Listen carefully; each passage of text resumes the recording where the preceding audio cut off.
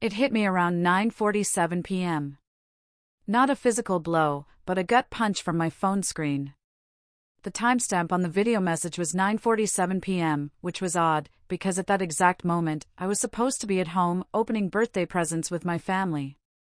I tapped play. For the first 5 seconds, I just stared, confused. Then, a cold wave of recognition washed over me. It was our bedroom. The cream-colored walls Sarah and I had painted together 3 years ago. The navy comforter she'd picked out online because, she said, it matched my eyes. And there she was. My wife, in our bed, with a man I'd never seen before. They weren't just lying there. This wasn't some innocent mistake, not a friend who'd crashed after too many drinks. This was deliberate. Intimate. Happening in the house I paid for, while I was out building a bridge in Philadelphia. My hands started shaking so badly I nearly dropped my phone. But I didn't stop the video. I couldn't. I needed to see it all. I needed to know exactly what kind of fool I'd been for the last 13 years. My name is Ethan. What I do for a living might give you a better sense of who I was before that night. I'm a civil engineer, specializing in structural bridge design. My whole career, I've dealt in load-bearing capacities, stress points, failure thresholds. I build things meant to last forever. I believed in strong foundations, in doing things the right way, in trust. Sarah was a middle school English teacher at Willow Creek Academy, one of those private schools where parents pay extra for small class sizes and teachers who truly care. We met at a charity fundraiser. I was 25, she was 23.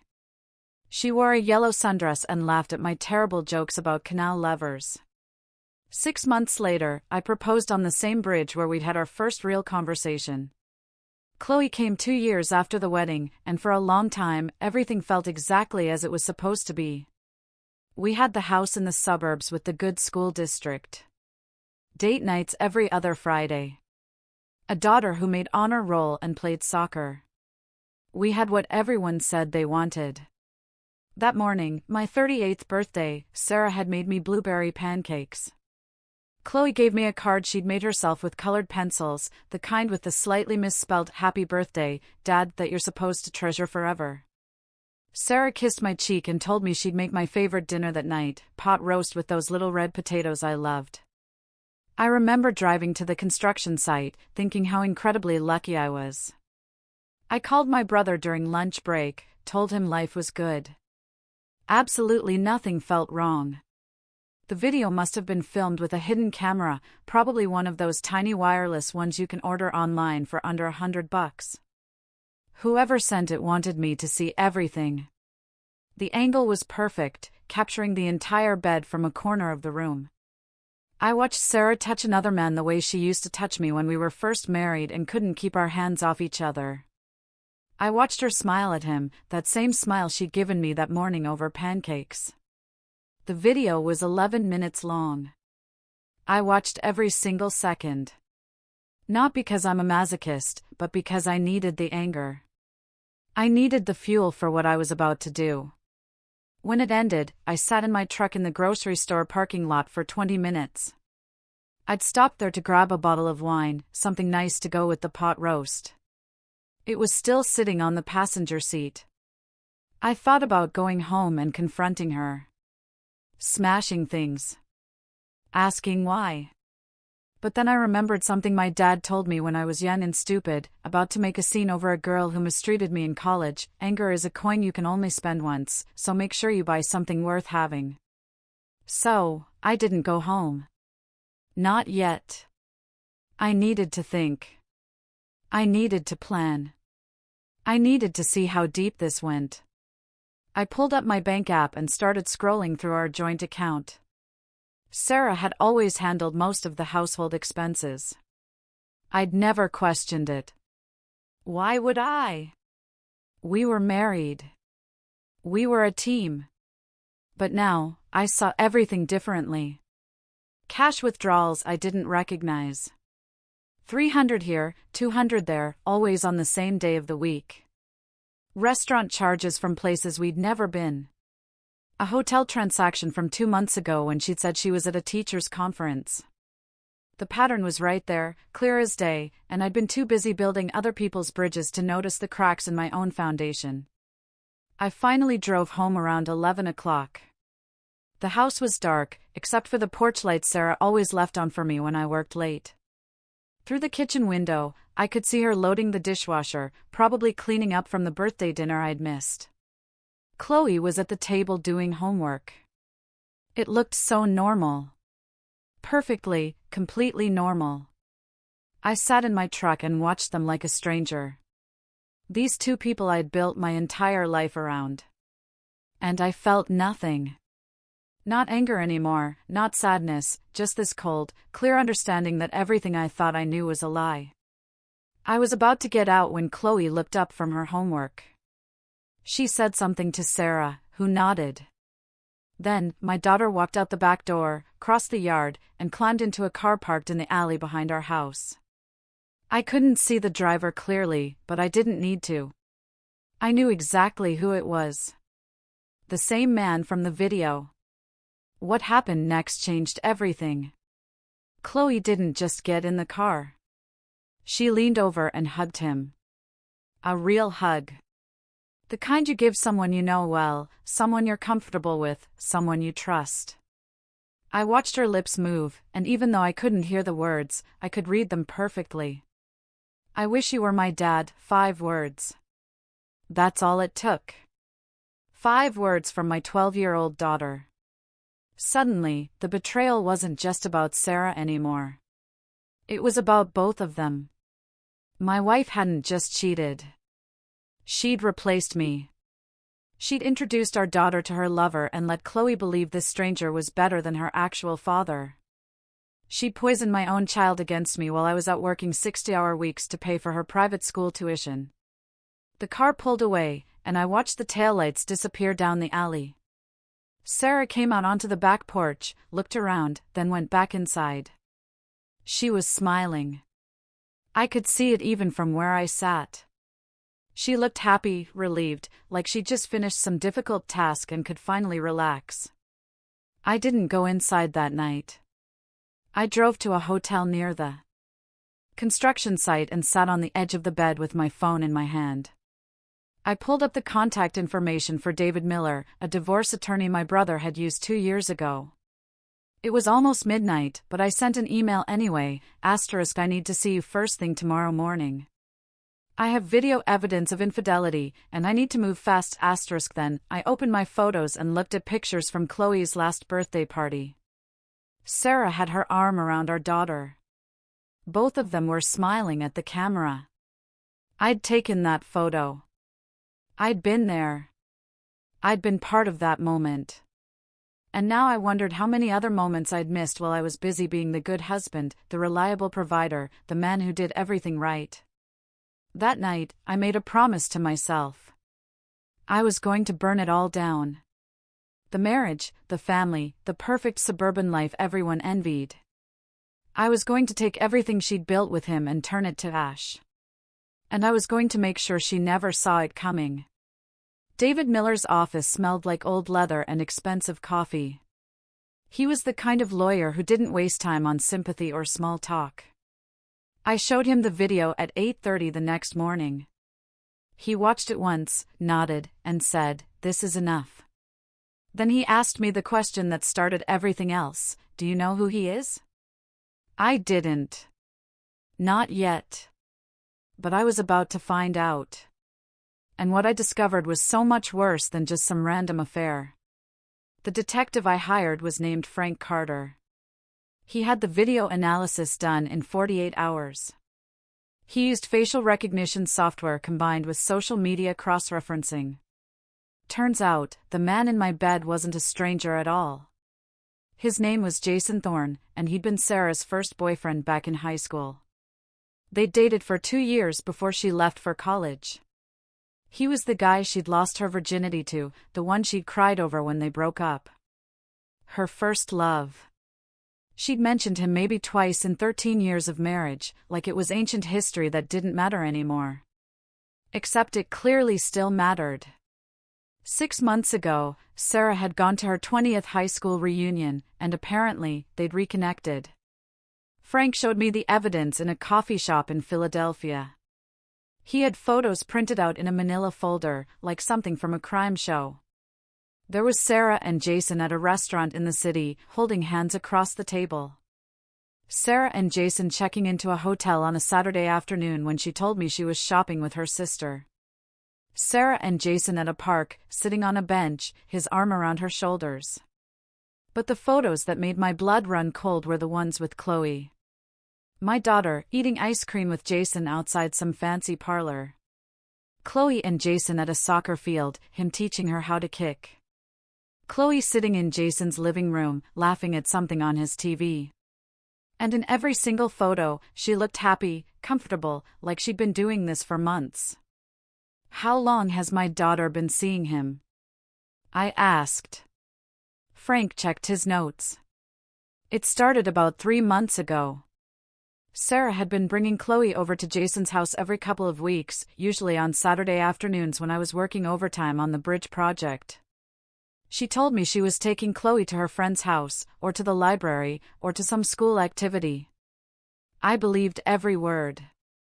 Why wouldn't I? I was working extra hours to save up for Chloe's college fund. I was being the responsible father. And while I was doing that, my wife was introducing our daughter to her replacement dad. Frank had traced Jason's background, too. He owned a car dealership on the north side of town, one of those places that sells luxury imports. He'd been divorced for 5 years, no kids, no serious relationships since then. According to his social media, he posted photos of expensive cars and golf trips and dinners at steakhouses. He looked successful, stable. Probably told Sarah everything she wanted to hear about how he'd never stop thinking about her, how she was the one who got away, how they could have the life they were supposed to have back in high school. The worst part was reading the text messages Frank had recovered from Sarah's cloud backup. She'd been sloppy about security, using the same password for everything. The messages went back 5 months. And they weren't just about hooking up. They were about planning. About futures. About Chloe. One message from Sarah said, "She asks about you all the time. She really likes you." Jason's response was, "Good. We need her on board before we make this official." Another exchange was even more direct. Sarah wrote, "He's been working late on that bridge project. Barely notices what's happening at home." And Jason replied, "Perfect. Gives us more time to prepare." They were talking about me like I was an obstacle to remove, not a person. Not someone who'd spent 13 years building a life with her. I sat in that coffee shop, reading those messages until my hands started shaking again. Frank asked if I was okay. I told him I needed copies of everything. Every photo, every message, every hotel receipt, every cash withdrawal. I needed ammunition. And he just handed me a nuclear arsenal. David had told me that divorce cases with this kind of evidence usually settled fast because the cheating spouse knew they couldn't win. But I didn't want a settlement. I wanted destruction. The first thing I did was change the locks on our house. I waited until Sarah took Chloe to school on a Thursday morning, and I had a locksmith there within the hour. Then I went to the bank and moved half of everything in our joint accounts into a new account she couldn't access. It was perfectly legal since the money was jointly owned, but it meant she couldn't drain our savings before the divorce was finalized. I canceled our joint credit cards. I called our insurance company and removed her as a beneficiary. I did 13 years of financial untangling in about 6 hours, and it felt like performing surgery on myself without anesthesia. David filed the divorce papers that afternoon. I specifically requested that Sarah be served at work. She taught 5th period English at 2:15, and I knew exactly when she'd be in her classroom with 25 students watching. The process server walked in at 2:30, asked if she was Sarah Hartley, and handed her the envelope in front of everyone. One of Chloe's friends was in that class. I knew because I checked the school roster online. I wanted Sarah to feel the same humiliation I'd felt watching that video. I wanted her to understand that her perfectly constructed double life was over. I didn't go home that day either. I checked into the same hotel and waited. My phone started ringing around 4. Sarah called 16 times before I finally answered. Her voice was shaking when she said, "What the hell is this?" I didn't yell. I didn't cry. I just said, "You know exactly what it is." Then I hung up. She called back immediately, but I didn't answer. I let it go to voicemail. She left 7 messages, each one more desperate than the last. First, it was confusion, then anger, then bargaining, then full panic. But I didn't care. I was done listening to her voice. Sarah and Chloe showed up at the house around 6 that evening. I know because I'd installed security cameras the day before, the same kind of cameras that had recorded her betrayal. I watched on my phone as they tried the front door, then the back door, then stood in the driveway looking confused. Chloe was crying. Sarah was on her phone, probably trying to call me again. Then Sarah did something that confirmed everything I'd suspected. She called Jason. I couldn't hear what she said, but I watched her pace back and forth in our driveway for 10 minutes while Chloe sat on the front steps. 20 minutes later, Jason's car pulled up. He got out, put his arm around Chloe, and the 3 of them stood there like a family. My family. Except I wasn't in it anymore. That night, Chloe sent me a text message, *Dad, why are you doing this? Mom is crying and we can't get into the house, *. I stared at that message for a long time before I responded. I wanted to explain everything. I wanted to tell her about the video and the lies and the months of betrayal. But she was 12 years old, and she'd already chosen her side. So, I wrote back, "Ask your mother." She didn't reply. The next morning, I sent copies of everything to Sarah's school principal, the photos, the text messages, the hotel receipts, all of it. Willow Creek Academy had a morality clause in their employment contracts. Teachers were expected to uphold certain standards, especially in a private school where parents paid premium tuition. Having an affair was bad enough, but the text messages where Sarah talked about manipulating our daughter and planning her exit strategy while still married made it indefensible. The principal called me personally that afternoon. He didn't sound happy, but he said they'd be conducting an investigation. Sarah's phone started ringing non-stop after that. I imagine her colleagues had questions. I imagine the parents had questions. I imagine her entire carefully maintained reputation was collapsing in real time. David called me that evening with an update. Sarah had hired a lawyer, some guy named Mark Jefferson, who specialized in defending the indefensible. They wanted to negotiate. They wanted to talk about settlement terms and custody arrangements and dividing assets fairly. David asked what I wanted to do, and I gave him an answer that surprised even him. I want full custody, the house, and I want her to admit fault in writing. He was quiet for a moment, then said, "That's aggressive." I told him I didn't care. I had the evidence. I had the moral high ground. And I had nothing left to lose. But that night, lying in my hotel room, I realized something that changed everything. Chloe wasn't going to choose me. She'd been spending months with Jason, building a relationship with him while I was absent. She literally said she wished he was her father. And even if I won custody in court, even if I forced her to live with me, she'd resent me for destroying her mother's life. She'd hate me for taking away the man she'd been taught to see as better than me. I couldn't win this battle. The only choice I had was whether to fight a war I'd already lost, or walk away with whatever dignity I had left. So, I made a decision that night that most people would call unforgivable. I decided to let Chloe go. Not because I didn't love her, but because forcing her to stay would destroy us both. And I texted Sarah one final message, * you wanted him. Now he's all you've got. * The divorce took 4 months to finalize, which David said was actually fast considering how much Sarah's lawyer tried to fight it. Mark Jefferson threw everything at the wall, hoping something would stick. He argued that the video was obtained illegally. He claimed I was an absent father who prioritized work over family. He even tried to say that Sarah's relationship with Jason had started after our separation, which was laughable considering the timestamps on everything. But none of it mattered, because the evidence was overwhelming.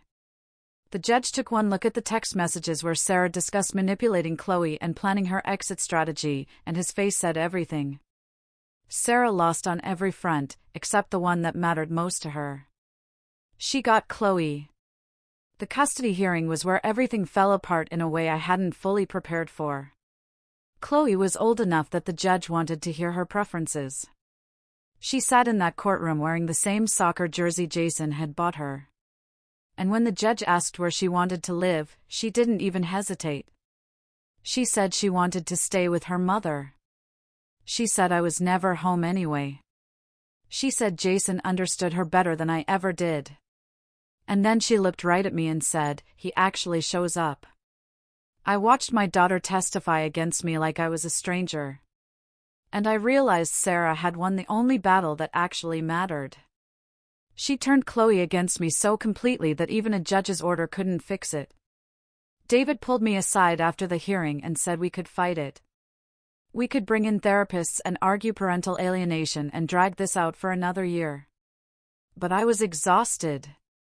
I'd spent 4 months living in hotels and throwing myself into work and watching my entire life disintegrate.